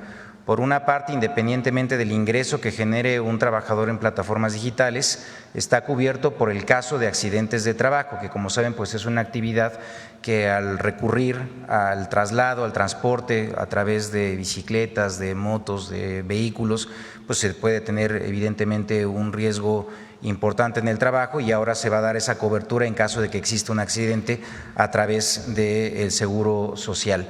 Y el segundo beneficio es para las y los trabajadores que pues en resguardo de su tiempo, que deciden cuántas horas se conectan, cuántos días se conectan, logren un ingreso de un salario mínimo en un mes. Ellos tienen todos los derechos completos de la seguridad social que corresponden no solamente a la atención médica, sino también a pensiones, a guarderías, en realidad a todos los efectos que corresponden a la seguridad social. Entonces vamos avanzando muy bien, estamos hablando ahora que tenemos cerca de 300,000 registros de personas trabajadoras, esto se irá actualizando conforme vayamos avanzando y pues lo que hacemos pues es una cordial invitación a quienes todavía hagan falta de poder hacer los registros de las personas colaboradoras, que lo hagan y lo que queremos con ello pues es cumplir con el compromiso que se estableció con el pueblo de México, con los trabajadores de plataformas, de que puedan contar con el reconocimiento de sus derechos plenos en el ámbito de la colaboración de su trabajo, ser reconocidas como trabajadoras y trabajadores de plataformas digitales. No puede estar excluido los derechos laborales de la innovación tecnológica y yo creo que este es un paso histórico que hemos dado evidentemente en avance de una visión humanista sobre las relaciones laborales. Gracias, Presidenta. Una última pregunta. Sabemos del trabajo que se ha realizado precisamente en las aduanas, sabemos del acercamiento inclusive que usted ha tenido directamente con los titulares de las mismas. Ante algunas denuncias que han presentado inclusive trabajadores de las mismas, sí es cierto y en efecto hay un antes y un después. Usted tendrá tal vez el dato precisamente de la remoción de uno de los titulares, pues ante pues según denuncian los trabajadores, no querer acatar las nuevas reglas e instrucciones a cargo del general Ernesto Alejandro Vadillo, quien es el director y supervisor de estas aduanas. A través, insisto, de estas denuncias que han realizado, pues bueno, también denunciaron a don René Díaz. Preguntarle, Presidenta, ¿cuáles son las medidas que continuarán realizando para que este tipo de actos de corrupción que existía al interior precisamente de las aduanas no se repitan, ahora que se está pues viendo cambio, insisto, un antes y un después? El mejor indicador es la recaudación de cada aduana. Obviamente se analiza con el número de pedimentos, o sea, cuántos productos o paquetes han entrado o contenedores, dependiendo de la aduana, y el valor de cada contenedor. Por ejemplo, si aumenta el número de pedimentos, o sea, el número de productos que pasan o contenedores, y aumenta el valor, pues tiene que aumentar la recaudación, ¿no? Entonces, si esas dos no aumentan y disminuye la recaudación, pues algo no está bien. No necesariamente es corrupción, pero a lo mejor no se está vigilando lo suficiente, en fin. Entonces, todo eso se revisa cada semana. Yo los veo cada mes, pero hay un equipo de trabajo en donde incluso está la Secretaría de Seguridad y Protección Ciudadana, que está revisando permanentemente para ver pues que realmente estén entrando los recursos al erario público, que es lo más importante. Y viene, como anunciamos, una modificación a la ley de aduanas, porque el Estado, así como hay notarios en donde se descansa una función del Estado, también los agentes aduanales son privados a los que se les da la atribución de una función del Estado mexicano. Y los agentes pues tienen que operar también adecuadamente. Entonces, pues vienen más responsabilidades en todo el proceso para todos los que forman parte de las aduanas. Los recintos fiscales también, que es otro tema que tiene que ver pues con importación, exportación, todo tiene que pues estar en orden. Bueno, creo que ya, a ver, vamos. No, ya preguntaron muchos están levantando la mano. Ya. A ver, vamos aquí en la esquina y luego atrás. Vamos dos más, rápido para. Gracias, Presidenta. Citlali Guerrero. Mañana te doy la palabra. De bajo palabra. Presidenta, el pasado 24 de junio la gobernadora de Guerrero solicitó la declaratoria de desastre de 8 municipios de Costa Chica afectados por el huracán Eric, ¿no? Pajinicuilapa, San Nicolás, San Luis, Azoyú, son 8 municipios. Y preguntarle si ya la Secretaría de Gobernación está evaluando la información y esta solicitud de la gobernadora, sí, y si usted considera pertinente esta declaratoria. Sí, en algunos casos es pertinente, en otros casos no. De todas maneras se ayuda a la gente. O sea, no necesariamente en todos los casos se requiere la publicación. La atención la gente la tiene. Ahora ya terminaron prácticamente el censo bienestar de los municipios afectados por Eric en Oaxaca y en Guerrero, particularmente la Costa Chica, y ya va a empezar esta semana nos reunimos ya para que pueda aprobarse el apoyo que van a recibir la gente. No va a haber una declaratoria especial, sino probablemente no sea necesaria en este caso. Se hace una evaluación de la propia Coordinación de Protección Civil y de los consejos. Gracias, Presidenta. Y bueno, justamente la semana pasada el delegado de Bienestar de Guerrero informó pues que ya se terminó este censo de los municipios afectados por el huracán Eric y dio a conocer que el municipio de San Luis Zacatlán no va a ser censado y pidió a los pobladores madurez ante esta decisión tomada por la Secretaría de Bienestar. No, la decisión la toma la Coordinación Nacional hay un protocolo. O sea, no es una decisión de la Secretaría de Bienestar a qué municipios va a censar.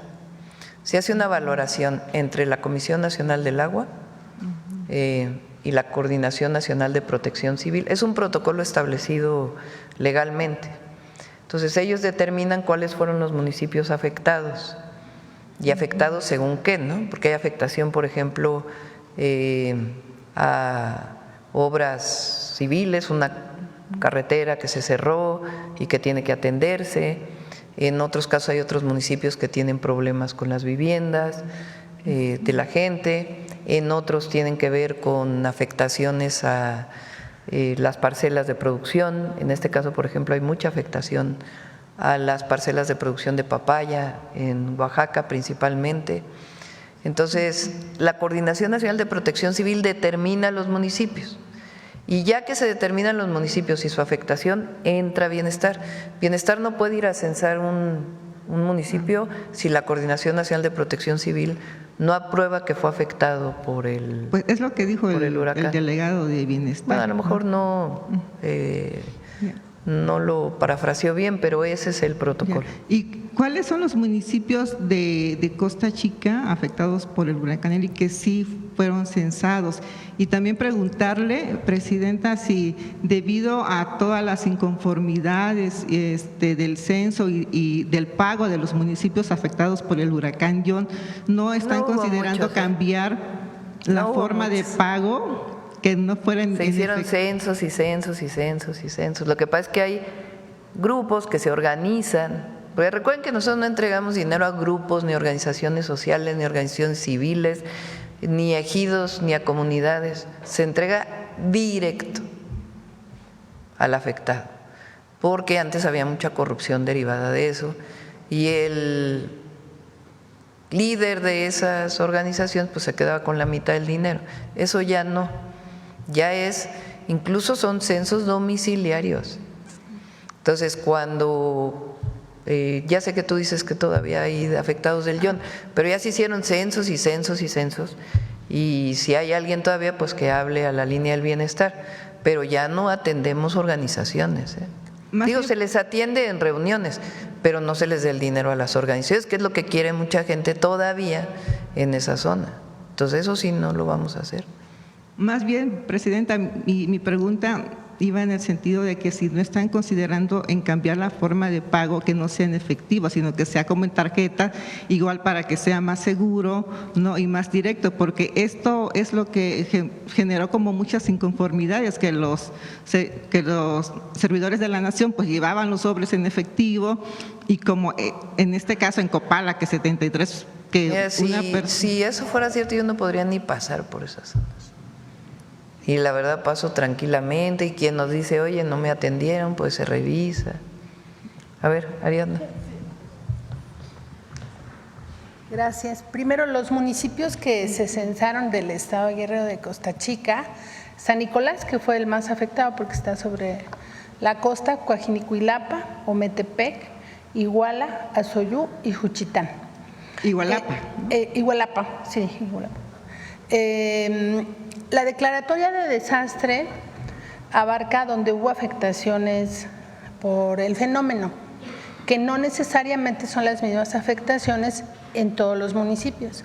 Como bien lo apunta la Presidenta, unos son caminos, otros son cultivos, ganado inclusive, y donde nosotros aplicamos es donde Protección Civil nos informa y determina que hay una afectación y nosotros hacemos un análisis de localidades para organizar el trabajo en campo. Los servidores de la nación nunca llevan efectivo. Ellos no son los responsables del pago. Los responsables son el Banco del Bienestar. Así lo hicimos en Acapulco y la verdad con mucho orgullo no se nos perdió ni un billete y pagamos 15,000 millones de pesos en efectivo. Eso no tiene que ver la forma del pago con, pues como se ha comentado, que nuestro método desde el día 1 del gobierno del presidente López Obrador y con nuestra presidenta, toda la relación que había anteriormente para recibir los programas sociales en ese tiempo a través de las organizaciones concluyó. Y nosotros hacemos esta visita casa por casa y bueno, la gente lo puede constatar. El el modelo que se ha adoptado, distinto al del pasado, pues la gente lo reconoce, la población, porque nos dicen, antes no nos llegaba nada, nos daban una despensa pequeña en el momento de la emergencia y después se iban. Y pruebas hay muchas. La presidenta visitó una comunidad, una colonia en Acapulco, que son reubicados del huracán Paulina, que fueron colocados sobre el cauce del río.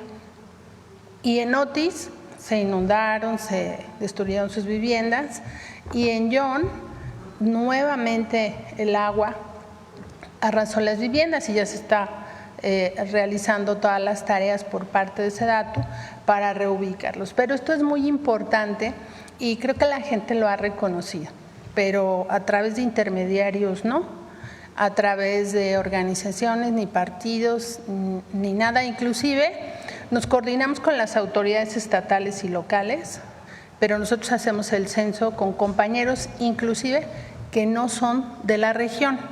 Ellos nos apoyan de guía, porque los que vienen de Sonora o Yucatán no conocen los caminos.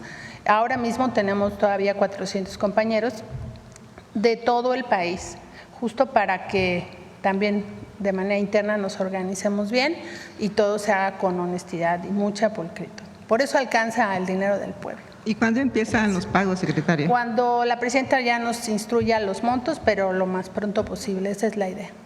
Más tardar la próxima semana. Gracias, presidente. Igual en días recientes ha habido lluvias atípicas en Chilpancingo, lo que ha acrecentado como el deslizamiento, ¿no?, de la tierra, que ha provocado grietas, socavones, pues afectando a más de 600 viviendas en Chilpancingo. Entonces, la semana pasada, pues algunos vecinos dijeron pues que tienen temor porque hay algunas casas con daños estructurales, hay otras que están a punto del colapso y bueno, preguntarle, presidenta, si usted tiene diseñado algún apoyo, algún programa especial. Cuando ocurren, digamos, fenómenos que no son huracanes, sismos, toquemos madera, que tienen que ver con lluvias atípicas, etcétera, normalmente lo atiende el Estado. Si el Estado solicita apoyo, entonces se lo damos. En este caso de Chilpancingo, pues hablaremos con la gobernadora.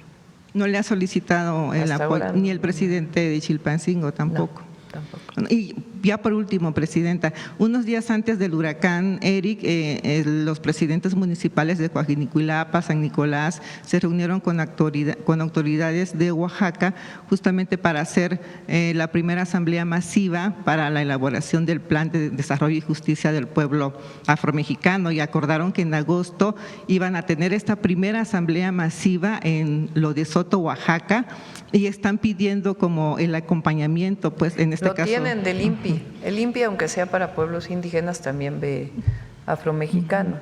Y justamente esa zona pues es la de mayor población afromexicana. Está el límite de Oaxaca y Guerrero. ¿Ustedes asistirían a esta asamblea, digamos, para a las primeras asambleas no asistimos. Llega el INPI, va a veces Bienestar y el apoyo del gobierno. Y ya cuando empieza a conformarse, digamos, el plan de justicia, cuáles son los elementos centrales, se apoya. Ahora recuerden, no lo hemos presentado aquí, lo seguimos trabajando, ya prácticamente está listo. Así como hay un plan para el oriente del Estado de México, hay un plan Campeche que tiene que ver con la producción principalmente de arroz y de leche. Hay un plan también que se llama Plan Lázaro Cárdenas, que es la cuenca del Balsas, que justamente, entre otros, incluye esta zona. Y ahí estamos trabajando desde ahora en lo que tiene que ver con rehabilitación de carreteras, centros de salud, escuelas. Vamos a presentar un modelo de escuela especial para toda esta zona. Entonces estamos trabajando en ello y el plan de justicia pues tendrá incorporada una parte de esto. O sea, el plan de justicia que usted está haciendo para el pueblo afromexicano, para la región específica de Guerrero y de Oaxaca, ¿usted está tomando en cuenta como estas asambleas que ya sí, tienen que estar tomadas en cuenta. Es más, de ahí parten. Los planes de justicia no se elaboran desde el gobierno, sería un absurdo. Tienen que elaborarse desde abajo, con la participación del gobierno. Esa es pues la virtud. Gracias, presidente. Sí. A ver, la última, breve, espero, para que ya venga. Gracias, presidenta. Buenos días a los funcionarios del subgabinete. Presidenta, con la nueva creación de la llave, ¿cómo se puede incluir a los adultos mayores que desafortunadamente pues no saben digitalmente registrarse para poder obtener la nueva CUR digital? Sigue el trámite en ventanilla sigue. Entonces ese no se suspende. Lo que queremos pues es facilitarle la vida a las personas y que cada vez que haces un trámite no te pidan 5 veces los mismos papeles, sino que haya un archivo resguardado con datos personales que tenga pues tu comprobante de domicilio, tu acta de nacimiento, de tal manera que los documentos que emite el gobierno o los gobiernos estatales pues no tengan que pedirse otra vez cada vez que se hace un trámite. Ese es uno de los objetivos y facilitarle la vida a las personas. En los donde van a seguir las ventanillas, pues ahí va a haber asesoría para que se pueda tener la llave, si es que así lo deciden. Presidenta, también, bueno, sabemos que es reciente la creación de la plataforma. ¿Usted ya ha platicado con los asesores digitales de la creación de la plataforma para blindar un poquito más el tema de identificación de las personas que empiecen a realizar los trámites? Está blindado. Pues, o sea, para poder hacer llave, pues se hizo todo un programa de ciberseguridad para garantizar el resguardo de los datos personales. Ok, presidenta. Como segundo tema, no me presenté, soy Víctor Buendía para Víctor Blogs y México Informa de YouTube. Presidenta, le había escuchado la semana pasada ya la inversión que se va a hacer en el oriente del Estado de México, incluso estuvo la gobernadora, estuvieron los gobernadores que están incluidos en esta… Los presidentes municipales. Los presidentes municipales. Usted sabe perfectamente que la zona de donde se encuentra el Peñón siempre se inunda cuando llueve muy fuerte, incluso hasta se suspenden las actividades de la línea que se encuentra, que recorre hacia el Estado de México. ¿Usted ya sabe si hay allí inversión para que ya no haya afectaciones hacia los usuarios que se trasladan de Chalco hacia la Ciudad de México y viceversa? Si ya tienen allí revisar pues… Es parte del programa, es parte del programa del Oriente. Y no sé si usted se acuerda… Y bueno, con la Ciudad de México, sí, obviamente. Sí, presidenta. No sé si usted se acuerda, presidenta, una vez que vino a visitar al presidente López Obrador, le comentaba que el periférico o el anillo periférico que comunica a la calle 7 se encuentran… todo el mercado de cárnicos, sí. Sí, llegando hacia el Estado de México, donde se encuentra la Colonia del Sol. Hay unos puentes que están… Ahí cerquita creció Ariadna, el otro día nos estaba platicando. Justo en esa zona. Sí. Ahí creció la secretaria. Sí. No funcionan esos puentes, presidenta, incluso se vuelve un… son los de la Alameda Oriente, creo que le llaman. Ajá. Esos se están arreglando. Ajá. Se dañaron en el 2017 y no se habían corregido. Ya inició en uno la rehabilitación y está por iniciar el otro. De hecho, se están demoliendo más bien. Se están demoliendo y se van a construir nuevos. Se van a construir nuevos, sí. Entonces. Ok, sí. Presidenta, eso era todo. Muchas gracias. Bueno, vamos a Humanismo Mexicano.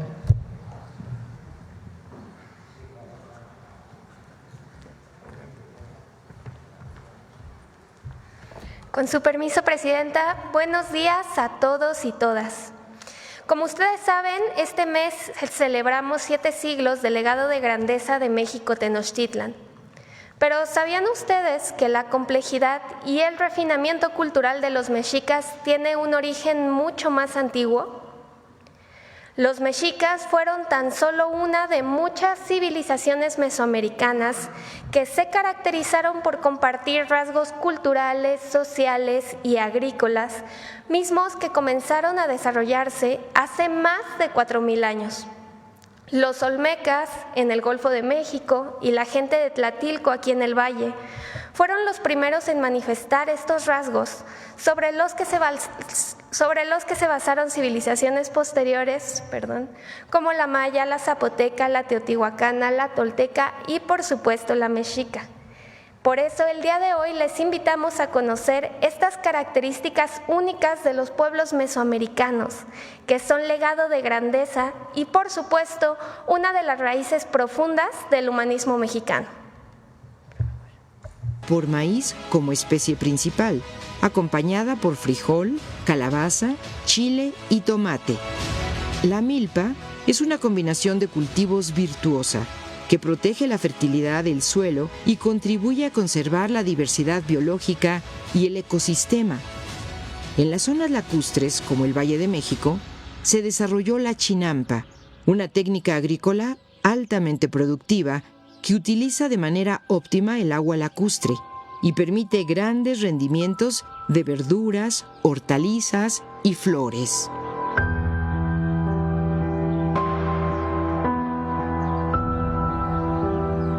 Esta compleja agricultura no hubiera sido posible sin el conocimiento y medición del tiempo, de las estaciones del año, de un preciso calendario agrícola de 365 días, complementado por un calendario sagrado de 260 días que normaba sus rituales y ceremonias religiosas. Los pueblos mesoamericanos eran profundamente religiosos. Compartían una cosmogonía que partía de la creación del universo por diosas y dioses que dividieron el cosmos en 3 niveles: el cielo, la tierra y el inframundo, estableciendo los 4 puntos cardinales con los que ordenaron sus casas, barrios, ciudades y centros ceremoniales. Las pirámides, presentes en todos sus asentamientos, eran la representación de las fuerzas creadoras del universo. Eran una montaña recreada que incluía los 4 puntos cardinales y que unía el cielo con la tierra y el inframundo. Simbolizaban el orden cósmico, la creación del universo, el ciclo agrícola, las deidades protectoras, las fechas importantes de la historia de sus pueblos y la necesidad de mantener ese orden de la naturaleza con rituales y ceremonias. Los seres humanos eran parte de ese orden cósmico y de sus ciclos, y debían contribuir a preservarlo. Esos pueblos originarios lograron resistir la conquista y colonización europea. Preservaron su identidad, sus formas de organización y gobierno, sus lenguas y costumbres, y